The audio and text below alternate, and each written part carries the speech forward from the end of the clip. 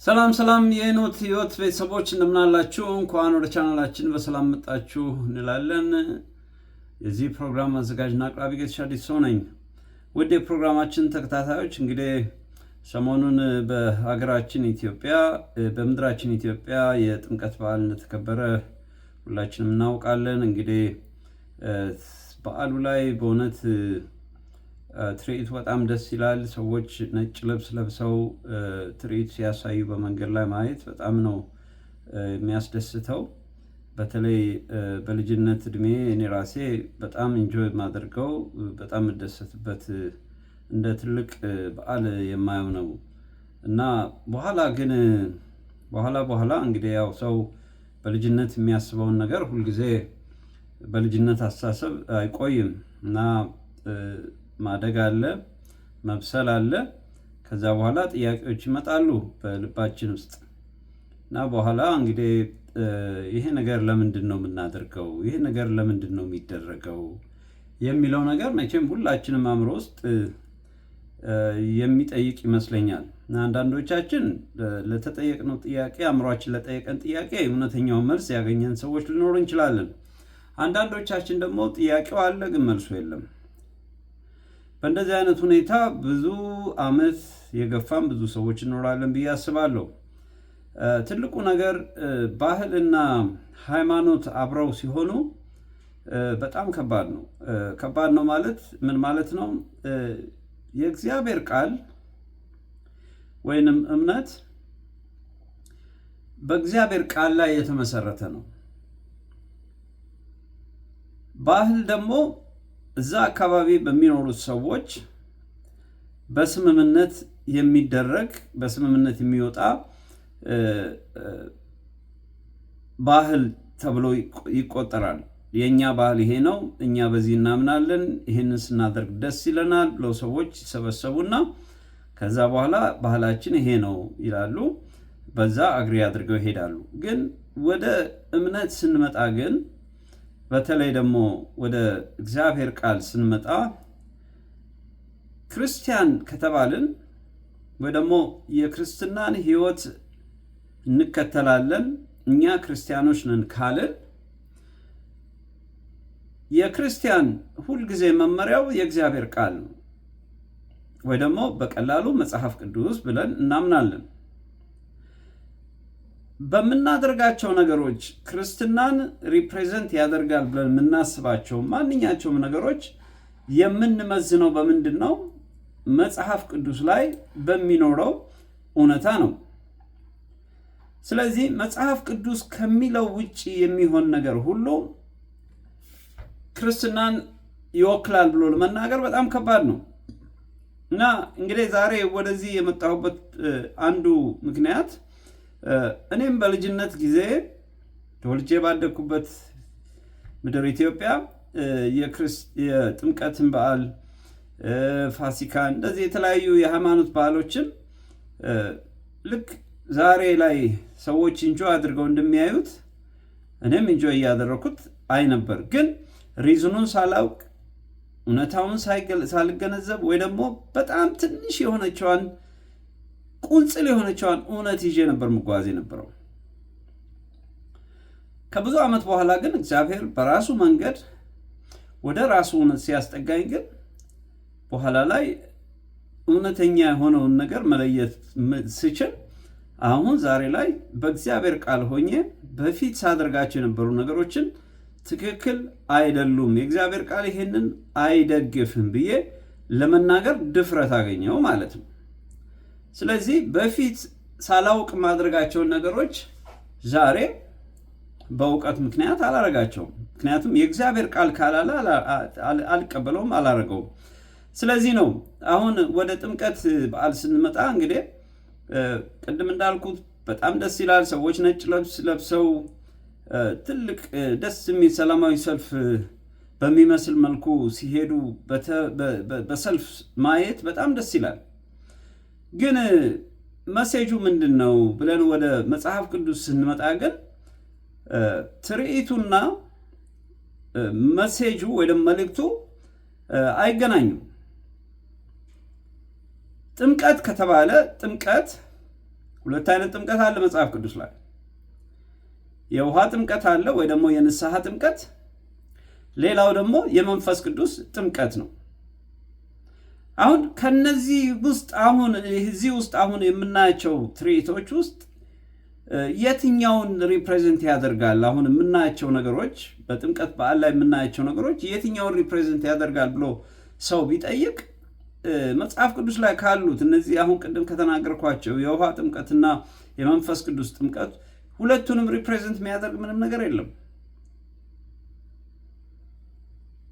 ስለዚህ በተለይ ደግሞ ለአዲሱ ትውልድ ልክ እኔም በልጅነቴ ጊዜ የቤተሰቦቼ ሃይማኖት የቤተሰቦቼ እምነት ብዬ ነበር። ግን የቤተሰቦቼ እምነት የአባቶች እምነት ብዬ የምከተለውን ዛሬ በመጽሐፍ ቅዱስ ስፈትነው ግን በጣም የተለያየ ሆኖ ነው ያገኘሁት። ስለዚህ ዛሬ ስለ ጥምቀት የእግዚአብሔር ቃል ምን ይላል? በተለይ ደግሞ ኢየሱስ ክርስቶስ ወደ ምድር በመጣ ጊዜ ድሮ እኛ በ40 ቀን ወይ ደግሞ በ80 ቀን እንደምንጠመቀው ክርስቶስ ያንን አይነት ጥምቀት አልተጠመቀም። እናቱ ድንግል ማርያምና ዮሴፍ ያጠመቁት በልጅነቱ አይደለም። ሁላችንም እንደምናውቀው እንግዲህ ለዚህ ትልቅ ማሳያ የሚሆነን በተለይ የማቴዎስ ወንጌል ምዕራፍ 3:16 ላይ ከ11 ጀምሮ ብናነበው እንደዚህ የሚል ቃል እናነባለን። እንግዲህ በተለይ ስለ ጥምቀት ስናስብ መጥምቁ ዮሐንስን ብዙዎቻችን እናስበዋለን ብዬ አስባለሁ። መጥምቁ ዮሐንስ ስራው ራሱ ሰዎች ወደ ንስሐ እንዲገቡ በውሃ ሰዎችን ያጠምቅ የነበረ ከክርስቶስ በፊት የተላከ ክርስቶስ ከመምጣቱ በፊት ለሱ መንገድን ሲያዘጋጅ የነበረ ነው። ስለዚህ እዚህ ላይ ምን ይላል? 11 ላይ እኔስ ለንስሐ በውሃ አጠምቃችኋለሁ፣ ጫማውን እሸከም ዘንድ የማይገባኝ ከኔ በኋላ የሚመጣው ግን ከኔ ይልቅ ይበረታል፣ እርሱ በመንፈስ ቅዱስ በእሳትም ያጠምቃችኋል። መንሹም በእጁ ነው፣ አውድማውንም ፈጽሞ ያጠራል፣ ስንዴውንም በጎተራው ይከታል፣ ገለባውን ግን በማይጠፋ እሳት ያቃጥለዋል። ያን ጊዜ ኢየሱስ በዮሐንስ ሊጠመቅ ከገሊላ ወደ ዮርዳኖስ መጣ። ዮሐንስ ግን እኔ በአንተ ልጠመቅ ያስፈልገኛል፣ አንተም ወደ እኔ ትመጣለህ ብሎ ይከለክለው ነበር። ኢየሱስም መልሶ አሁንስ ፍቀድልኝ፣ እንዲህ ጽድቅን ሁሉ መፈጸም ይገባናልና አለው። ያን ጊዜ ፈቀደለት። ኢየሱስም ከተጠመቀ በኋላ ወዲያው ከውሃው ወጣ። እነሆም ሰማያት ተከፈቱ፣ የእግዚአብሔር መንፈስ እንደ ርግብ ሲወርድ በእርሱ ላይ ሲመጣ አየ። እነሆም ድምፅ ከሰማያት መጥቶ በእርሱ ደስ የሚለኝ የምወደው ልጄ ይህ ነው የሚል ድምፅ ተሰማ ይላል። አሁን ያ ማለት ምን ማለት ነው? ኢየሱስ ክርስቶስ እንግዲህ ይሄንን ምን ያህል ጥምቀት ማለት ምን አይነት ትርጉም እንዳለው የውሃ ጥምቀት የመንፈስ ጥምቀት ምን ማለት እንደሆነ ክሊርሊ በቃ ምንም በማያሻማ መልኩ ነው ያስቀመጠልን። ይሄንን ጥቅስ ታዲያ መጽሐፍ ቅዱስ ላይ ለምንድን ነው ከዚህ በፊት ያላየሁት ብዬ ሳስብ መጽሐፍ ቅዱስ አላነብም ነበር። ዛሬ ላይ ያለው ትውልድ ምናልባት ከኔ የተሻለ ሊሆን ይችል ይሆናል አላውቅም። ግን ብዙውን ጊዜ መጽሐፍ ቅዱስን እንዲያነቡልን የምንፈልገው የሃይማኖት አባቶች ብለን እኛው ራሳችን የሾምናቸው ሰዎች ናቸው። እነዚህ ሰዎች ደግሞ በራሳቸው መረዳት አንዳንዴም አውቀው አንዳንዴም ሳያውቁ ለመኖርም ሲሉ በሚያደርጉት ነገር የእኛን እምነት ምን ያደርጉታል ማለት ነው? ኮምፕሊትሊ ከእውነታው ያርቁናል ማለት ነው። አሁን እዚህ ላይ የሚጠመቅ ሰው አይታችኋል? ምክንያቱም ኒቆዲሞስ ኢየሱስ ክርስቶስ ሌሊት መጥቶ ሰው እንዴት ወደ እናቱ ሆድ ሊገባ ይችላል ብሎ ሲጠይቀው እንሰማለን መጽሐፍ ቅዱስ ላይ። ሰው እንደገና በመንፈስ ካልተጠመቀ የእግዚአብሔር መንግስት አይም ነው የሚለው። ስለዚህ ጥምቀት ንስሐ መግባት ማለት ነው። ኃጢአትን ከዚህ በፊት ስንሰራ የነበርነውን ኃጢአት ትተን ከዚህ በኋላ ንስሐ ገብተን ከክርስቶስ ጋር ኦልሬዲ ሞተናል ተነስተናል ብለን አዲስ ህይወት የምንጀምርበት ነው። ይሄንን ሳናደርግ ግን ነጭ ልብስ ስለለበስን አደባባይ ላይ ስለተመምን ብቻ የተጠመቅን መስሎ ከታየን ራሳችንን ነው እያታለልን ያለ ነው። ስለዚህ ትውልድ ሆይ ራስህን አድን። እኛም በማይገባን መንገድ ብዙ ጊዜ በእንደዚህ አይነት ሃይማኖት በዓሎች ውስጥ ተሳትፈናል። ግን አሁን ላይ ግን ቆሜ ሳስበው ግን በጣም ነው የሚጸጽተኝ። ጥምቀት ተብሎ እኮ በጣም የሚያሳዝነው ነገር የምናያቸው ነገሮች እኮ በጣም ተቃራኒ የሆኑና አንዳንድ ጊዜም ደግሞ በጣም ለማየትም የሚዘገኑ ነገሮች ነው የምናየው። እንደዚህ አይነት ነገር አሳልፈናል። ከኛ በላይ የሆኑ ጎረምሶች ሲተጫጩ ነው ያየነው በጥምቀት ጊዜ። የመጽሐፍ ቅዱስ ጥምቀት እንደዛ ነው የሚለው? እስቲ ራሳችንን ቆም አድርገን እንፈትሽ። አሁን ይሄንን እኔ እየተቃወምኩ አይደለም፣ ግን የእግዚአብሔር ቃል እንደሚለው መኖር አለመቻላችን ብዙ ነገር እያስከፈለን ነው። ስለዚህ በዚህ ሰዓት ቆም ብለን በየዓመቱ የምናከብራቸውን ነገሮች መጽሐፍ ቅዱስ ላይ ምን ይላል፣ ይሄ ነገር ምን ይላል ብለን ማየት እንድንችል ያስፈልጋል። አልበለዚያ ዝም ብለን ያለማወቅ ነው የምንሄድበት ነገር ብዙ ነገር ነው የሚያስከፍለን። የእግዚአብሔር ቃል ሕዝቤ ዕውቀት ከማጣት ጠፋ ነው የሚለው። ሰው የእግዚአብሔርን ቃል ካላወቀ የእግዚአብሔርን ቃል አውቀናል የሚሉት ሰዎች በቀላሉ ያንን ሰው ማጥፋት ይችላሉ። ስለዚህ እከሌ አይደለም እኔ ትክክል ነኝ እያልኩ አይደለም፣ ሌላችሁ ትክክል ነው አይደለም። መጽሐፍ ቅዱስ ግን ትክክል ነው። ስለዚህ የእግዚአብሔር ቃል አይዋሽም። ስለ ጥምቀት የተጻፈውና እኛ ሴሌብሬት የምናደርገው ነገር አንድ አይነት ነው ወይ ብለን ቆም ብለን እንድናይ ያስፈልጋል። ምክንያቱም እኛ ክርስቲያንን በክርስቶስ እናምናለን ብለን የምናስብ ከሆነ የመጨረሻው መንገዳችን ምንድን ያላችሁ እንደሆነ የእግዚአብሔር ቃል መጽሐፍ ቅዱስ ነው። ስለዚህ የእግዚአብሔር ቃል እንደ እግዚአብሔር ቃል ማንሄድ ከሆነ ግን በራሳችን መንገድ ነው የምንሄደው። ስለዚህ ወይ ደግሞ እኛ ክርስቲያኖች አይደለንም ብለን ራሳችን በአደባባይ ዲክሌር ማድረግ አለብን። ግን ክርስቲያኖች ነን ካልን ደግሞ በትክክል እንደ እግዚአብሔር ቃል እየተመራን መሄድ አለብን። ያለበለዚያ ምንድን ነው የምናደርገው? ራሳችን ስተን እንደገና ህዝቡን እያሳትን ብዙ ሰው በዚህ ሰዓት ወደ ዘላለም እሳት ውስጥ ይገባል። ለጊዜው ነው ይሄ ሁሉ የምታዩት ግርግር፣ ለጊዜው ነው። ግን ይሄ ሁሉ ሰው ልክ አሁን እንደሚሄደው በቃ ወደ ዘላለም እሳት ነው እየሄደ ያለው። ለዚህ ነው ኢየሱስ ክርስቶስ ከሰማይ ሰማያት ወርዶ እኛን ሊያድን የመጣው። ስለዚህ በዚህ ሰዓት ይህን ቪዲዮ የምትሰሙ ሰዎች ቆም በሉና ጥምቀት ምን ማለት ነው? ጥምቀት ሁለት ትርጉም ነው ያለው። የውሃ ጥምቀት አለ፣ ንስሐ መግባት ያስፈልጋል። ሰው በክርስቶስ ሳያምን እንዴት ነው ጥምቀትን ሴሌብሬት የሚያደርገው? መንፈስ ቅዱሳዊ አይደለም። ስለዚህ ይህን በድፍረት መነግራችሁ የእግዚአብሔር ቃል ስላለ ነው፣ የእግዚአብሔር ቃል ስለሚደግፈኝ ነው። እኔ ማንንም ለመቃወም አይደለም፣ የማንም ድርጅት አባልም አይደለሁም።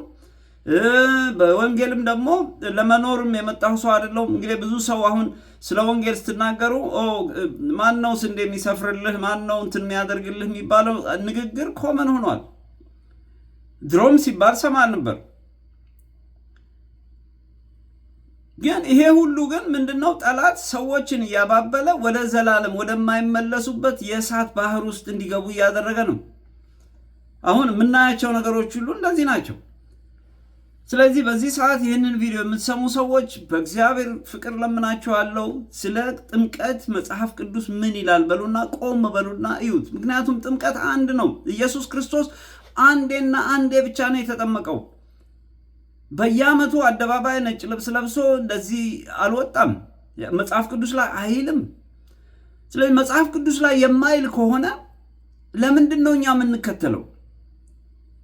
እንዴ ቆም ብለን እንጂ እናስብ እንጂ። አዎ አንዳንድ ጊዜ ምናልባት የማናቅባቸው ዓመታቶች ሊኖሩ ይችላሉ። ግን ሁል ጊዜ ግን በዚህ አይነት ሁኔታ መጓዝ ግን በጣም ከባድ ነው እና እኔ አንዳንዴ ሳስበው ይገርመኛል። እስከ መቼ ድረስ ራሳችን እያታለን እንኖራለን? እግዚአብሔር የሚጠላውን ነገር መጥላት ነው ያለብን። እግዚአብሔር የሚወደውን ነገር ትክክል ነው ብለን መሄድ አለብን። እኛ ስለፈለግነው እኛ ባህላችን ነው ስላልን ብቻ በዛ መልኩ ሊሆን አይችልም። ምክንያቱም የእግዚአብሔር ቃል በእንደዛን መንገድ አይሄድም።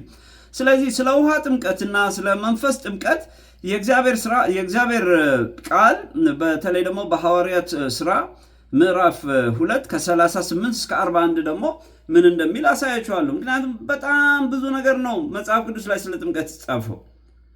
ስለዚህ ይሄ ከነዚህ ውስጥ የትኛውን ነው እኛ ተከትለን እየሄድን ያለ ነው ብላችሁ ቆም ብላችሁ እንድታስቡ ነው ይሄንን ነገር እየተናገርኩ ያለሁት። ምክንያቱም አንዳንዴ ባህል ብለን የምንይዘው በተለይ ደግሞ ከእምነት ጋር የተያዘ ከሆነ ያ ማለት ምን ማለት ነው? እምነት ባለቤት አለው። እኛ እንደፈለግን በራሳችን ሞዲፋይ እያደረግን በምንፈልገው መንገድ የምንሄድበት አይደለም። ስለዚህ በእንደዛ አይነት ሁኔታ ማንሄድ ከሆነ ግን በራሳችን ላይ ምን እያደረግን ነው? ኃጢአትን እያመጣን ነው። ስለዚህ አሁን ቀደም ያልኳችሁ ምንድነው የሐዋርያት ሥራ ምዕራፍ 2 ከ38 እስከ 41 ድረስ እንደዚህ የሚል ቃል አለ።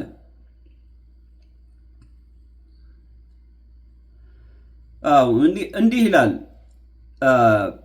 ጴጥሮስ ነው እንደዚህ የሚለው የሰቀላችሁትን ኢየሱስን እግዚአብሔር ጌታም ክርስቶስም እንዳደረገው የእስራኤል ወገን ሁሉ በእርግጥ ይወቅ። ይህን በሰሙ ጊዜ ልባቸው ተነካ። ጴጥሮስንና ሌሎችን ሐዋርያት ወንድሞች ሆይ ምን እናድርግ አሏቸው። ከዛ ጴጥሮስ ደግሞ ምን አለ? ጴጥሮስም ንስሐ ግቡ፣ ኃጢአታችሁ ይሰረይ ዘንድ እያንዳንዳችሁ በኢየሱስ ክርስቶስ ስም ተጠመቁ፣ የመንፈስ ቅዱስንም ስጦታ ትቀበላላችሁ። አያችሁ፣ ጥምቀት ከማን ጋር ነው የተያዘው? ከክርስቶስ ጋር ነው የተያዘው። ሰው በክርስቶስ ካልዳነ እንዴት ነው ጥምቀትን ሴሌብሬት የሚያደርገው? እንዴት ነው በጥምቀትን ሊያከብር የሚችለው? አያችሁ፣ ይሄ ነው የሚናገር ያለው። ጴጥሮስም አለ 38ን ስታዩት ንስሐ ግቡ፣ ኃጢአታችሁ የሚሰረይ ዘንድ እያንዳንዳችሁ በኢየሱስ ክርስቶስ ስም ተጠመቁ፣ የመንፈስ ቅዱስንም ስጦታ ትቀበላላችሁ። በጣም ብዙ መጽሐፍ ቅዱስ ላይ በጣም ብዙ ስክሪፕቸሮች ስለ ጥምቀት ተጽፈዋል። አሁን ሌላ ለማንድ ልጨምርላችሁ። ወደ ኤፌሶን ሰዎች ምዕራፍ 4 ከ4 እስከ 6 ድረስ ደግሞ እንደዚህ የሚል ቃል አለ። ወደ ኤፌሶን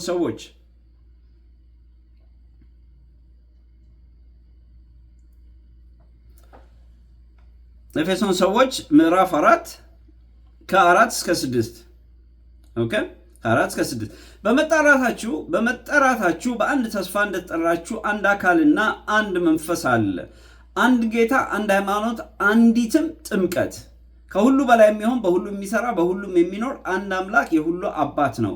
ነገር ግን እንደ ክርስቶስ ስጦታ መጠን ለእያንዳንዳችሁ ጸጋን ተሰጠን ይላል። አሁን አንድ እምነት፣ አንድ ጥምቀት። ኢየሱስ ክርስቶስ አንድ ጊዜ ነው የተጠመቀው። ስለዚህ ብዙ ሰው አሁን የሚያስበው ምንድነው? በልጅነቴ ተጠምቅ ያለው፣ ስለዚህ ከዚህ በኋላ ሌላ ጥምቀት። ኢየሱስ ክርስቶስ ይሄ የልጅነት ጥምቀት ቢያስፈልግ ኖሮ ቅድም እንዳልኩት እናቱ ድንግል ማርያምና ዮሴፍ በልጅነቱ ባጠመቁት ነበር። ግን ያ ነገር ትክክል እንዳልሆነ ለማሳየት ስለፈለገ ካደገ በኋላ ነው ኢየሱስ ክርስቶስ በመጥምቁ ዮሐንስ የተጠመቀው። ሲጠመቅ ደግሞ አንድ ጊዜ ነው የተጠመቀው። መጽሐፍ ቅዱስ ላይ 2 ጊዜ 3 ጊዜ በየዓመቱ አላለም አይልምም። ስለዚህ እኛ ከየት ነው ያመጣ ነው? ይሄንን ከየት አምጥተን እንዴት እንደምናደርገው እኔ አይገባኝም። ምክንያቱም መጽሐፍ ቅዱስ ላይ ስለሌለ ማለቴ ነው። እና ሰዎች ምናልባት እዚህ ላይ ስለጻፈ እዛ ላይ ስለጻፈ ሊሉ ይችላሉ። ግን እንደ ክርስትና እንደ ክርስቶስ ተከታይ ሁልጊዜ ማየት ያለብን የእግዚአብሔር ቃል የሆነውን መጽሐፍ ቅዱስ ነው። ሌላም ደግሞ አለ። ወደ ገላትያን ሰዎች ከምዕራፍ 3 እስከ 27 ድረስ ደግሞ እንደዚህ የሚል ቃል አለ። ስለ ጥምቀት በጣም ብዙ ነገር ነው የተጻፈው። እንደ ቀልድ የምናየው ነገር አይደለም። ጥምቀት ከክርስቶስ ጋር ከንስሐ ጋር የተያዘ ነው። ከመንፈስ ቅዱስ ጋር የተያዘ ነው። እንዲህ እንደ ቀልድ ዝም ብለን የምናየው ጉዳይ አይደለም። ስለዚህ አሁን ወደ ገላትያ ሰዎች ስንሄድ ደግሞ እንደዚህ የሚል ቃል እናገኛለን። የገላትያ ሰዎች ምዕራፍ 3 ቁጥር 27 ላይ እንደዚህ የሚል ቃል አለ።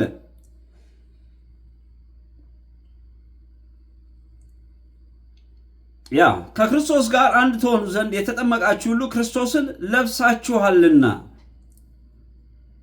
በእምነት በኩል ሁላችሁም በክርስቶስ ኢየሱስ የእግዚአብሔር ልጆች ናችሁና። እንግዲህ ሰው ሚድነውና የእግዚአብሔር ልጅ የሚሆነው በምንድን ነው? በኢየሱስ ክርስቶስ ብቻ ነው የሚለው። ከዛ በኋላ ከክርስቶስ ጋር እንድትሆኑ ዘንድ የተጠመቃችሁ ሁሉ ክርስቶስን ለብሳችኋልና። ስለዚህ ሰው ክርስቶስን ከለበሰ በኋላ በየዓመቱ ወጥቶ ወይ ደግሞ በየዓመቱ መጠመቅ አይጠበቅበትም። ምክንያቱም ክርስቶስን አንድ ጊዜ ከለበስን አንድ ጊዜ ነው በቃ። ከዚህ ውጭ ሌላ ድግግሞች የሚባል ነገር የለም። እንዴ በጣም እኮ የሚያሳዝን ነው። እኔ አንዳንድ ጊዜ ይገርመኛል።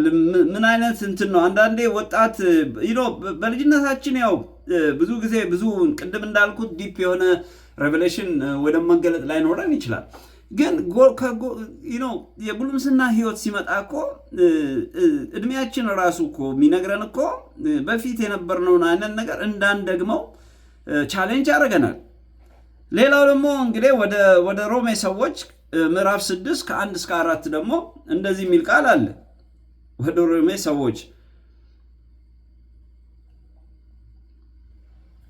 ሮሜ ሰዎች ከምዕራፍ 6 ከ1 እስከ 4 እንደዚህ እንግዲህ ምን እንላለን? ጸጋ እንዲበዛ በኃጢአት ጸንተን እንኑር? አይደለም። ለኃጢአት የሞትን እኛ ወደፊት እንዴት አድርገን በእርሱ እንኖራለን? ወይስ ከክርስቶስ ኢየሱስ ጋር አንድ እንሆን ዘንድ የተጠመቅን ሁላችን ከሞቱ ጋር አንድ እንድንሆን ዘንድ እንደተጠመቅን አታውቁምን? ጥምቀት ማለት ከክርስቶስ ጋር የተያዘ ነው። ሰው በክርስቶስ ሳያምን ጥምቀትን ሊያከብር አይችልም። በቃ እዚህ ላይ ይሄ በጣም ትልቅ መጽሐፍ ቅዱስ ላይ ያለ እውነት ነው። ይሄንን እውነት ዲና አድርገን ብንሄድ ወዴት እየሄድን ነው ማለት ነው? ወደ ዘላለም እሳት ነው እየሄድን ያለ ነው።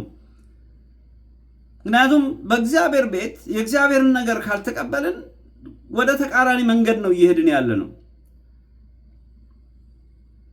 ስለዚህ ምን እንደሚለው እንግዲህ ክርስቶስ በአብ ክቡር ከሙታን እንደተነሳ እንዲሁም እኛም በአዲስ ሕይወት እንድንመላለስ ከሞቱ ጋር አንድ እንሆን ዘንድ በጥምቀት ከእርሱ ጋር ተቀበርን።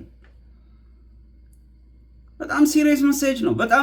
በጣም ሁላችንም አንደርስታንድ ልናደርገው ሊገባን፣ በተለይ ደግሞ ክርስቲያኖች ነን ብለን ካሰብንና ስሙን ከወሰድን እንደ እግዚአብሔር ቃል ነው መኖር ያለብን።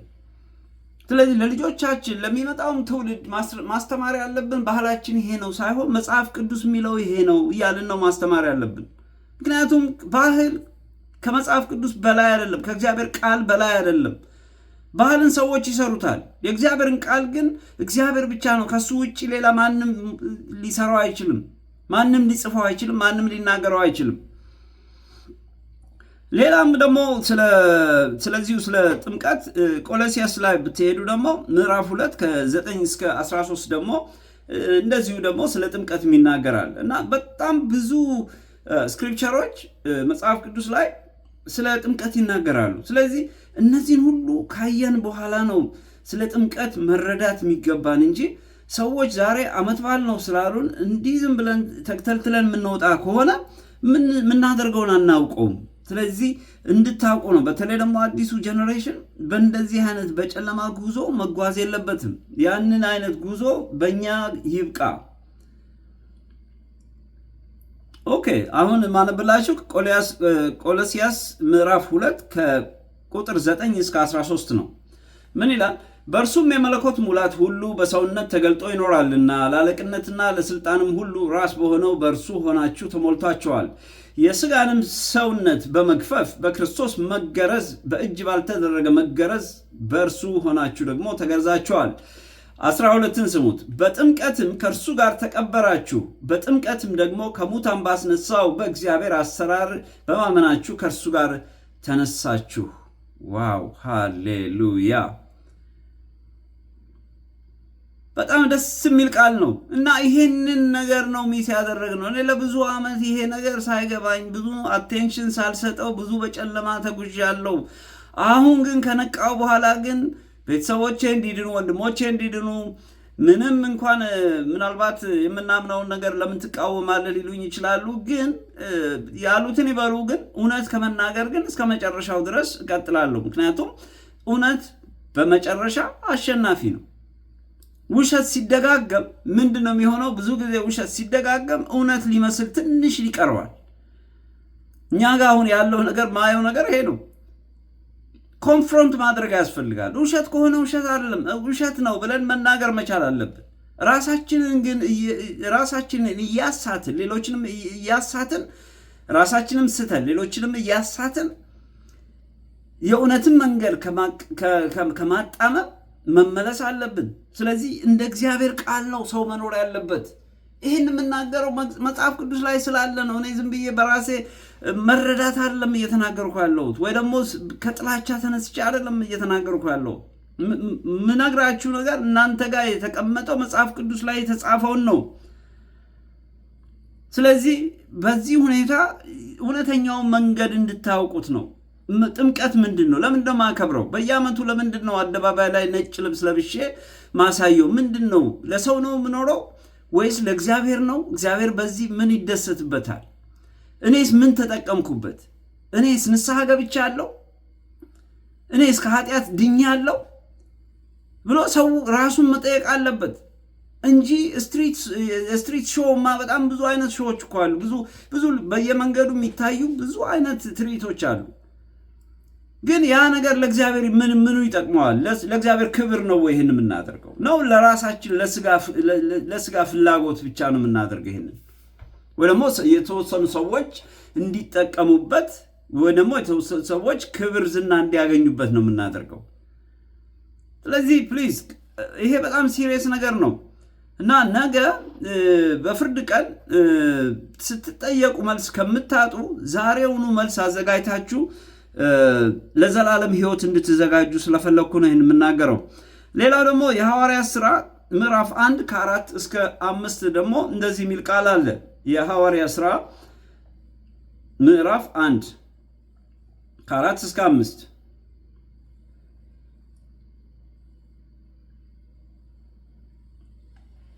የሐዋርያት ሥራ ምዕራፍ 1 ከ4 እስከ 5 እንዲህ ይላል። ከእነርሱም ጋር አብሮ ሳለ በኢየሩሳሌም እንዳይወጡ አዘዛቸው። ነገር ግን ከእኔ የሰማችሁትን አብ የሰጠውን የተስፋ ቃል ጠብቁ። ዮሐንስ በውሃ አጥምቆ ነበርና እናንተ ግን ከጥቂት ቀን በኋላ በመንፈስ ቅዱስ ትጠመቃላችሁ አለ። እነርሱም በተሰበሰቡ ጊዜ ጌታ ሆይ በዚህ ወራት ለእስራኤል መንግሥትን ትመልሳለህ ብለው ጠየቁት ይልና ይቀጥላል። ስለዚህ ምንድነው ያለው? ዮሐንስ በውሃ አጥምቆ ነበርና እናንተ ግን ከጥቂት ቀን በኋላ በመንፈስ ቅዱስ ትጠመቃላችሁ። ጥምቀት ከመንፈስ ቅዱስ ጋር የተያዘ ነው። ጥምቀት ከውሃ ጋር ከንስሐ ጋር የተያዘ ነው እያልኳችሁ ነው። ስለዚህ በጣም ብዙ ስክሪፕቸሮችን ወይ ደግሞ ቃሎችን ከመጽሐፍ ቅዱስ ውስጥ ስለ ጥምቀት መናገር እንችላለን። ስለዚህ ዛሬ ላይ አንድ ሰው አሁን መንገድ ላይ አቁሞ ይሄ ነገር ምንድን ነው ብሎ ቢጠይቀን እኮ ምንም መልስ የለንም እኮ። ባህላችን ነው በቃ እንደዚህ ነው ባህላችን ነው ብለን ሽፍንፍን አድርገን ነው የምንሄደው። ግን ባህሉ ችግሩ ምንድን ነው? ችግሩ ከእምነት ጋር ተያይዟል። ባህላችን ብቻ ቢሆን ጥሩ ነው። ችግሩ ግን ከመጽሐፍ ቅዱስ ጋር የተያዘ ከሆነ ከእግዚአብሔር ጋር የተያዘ ከሆነ ግን እግዚአብሔር እንዳለው ነው መሄድ ያለብን። ከዛ ውጭ የሚሆን ነገር ግን እግዚአብሔርን አይወክልም። ስለዚህ ለእኛም ምንድን ነው የሚሆነው? ለእኛም መቅሰፍት ነው የሚሆንብን። እስከ መቼ ድረስ? ለዚህ እኮ ነው አገራችን ለምንድን ነው አገራችን ውስጥ ሰላም የሌለው? ለምንድን ነው በድህነት የምንኖረው? ለምንድን ነው እርስ በራሳችን መስማማት ያቃተን ብላችሁ ስታስቡ እኮ ሰው ከእግዚአብሔር ሕዝብ ከእግዚአብሔር ከራቀ ምንድን ነው የሚጠብቀው?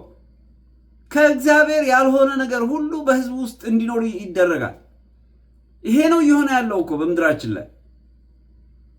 አንዱ ሲሰራ አንደኛው የሚመቀኝበት፣ አንደኛው እንትን ሲል ይሄ ጥንቆላው መተቱ ምኑ ከየት የመጣ ይመስላችኋል? ሰው ከእግዚአብሔር መንግስት በሚርቅበት ጊዜ ለማን እየተመቻቸ ነው ማለት ነው? ለዲያብሎስ እየተመቻቸ ነው። ዲያብሎስ ደግሞ ብልጥ ነው። ምንድን ነው የሚያደርገው? ባህልህ ነው ይሄ እንትንህ ነው ይሄ እንደዚህ ነው እያለ ቀስ ብሎ በቃ ምንም ጠላትነት በሌለው መንገድ ነው የሚገባው። ሃይማኖት ይገላል፣ አያድንም። የሚያድነው ኢየሱስ ክርስቶስ ብቻ ነው። ለዚህ ነው ሃይማኖት አያድንም የሚባለው። ኢየሱስ ክርስቶስ ብቻ ነው የሚያድነው። ከዚህ ውጪ ሌላ ምንም አማራጭ የለውም። ለኢትዮጵያ ለአፍሪካ ከክርስቶስ ውጪ ሌላ ምንም አማራጭ የለም። ውጭ ሀገር አንዳንድ ጊዜ ሰዎች የተለያየ ነገር ስላላቸው ምናልባት በማቴሪያል ነገራቸው ሊመኩ ይችላሉ። እኛ እኮ ምንም ነገር እኮ የለንም። ከክርስቶስ ውጪ ሌላ ልንመካበት የሚገባን ምንም ነገር የለንም። ስለዚህ በእግዚአብሔር ፍቅር ነው የምለምናችሁ። በተለይ አዲሱ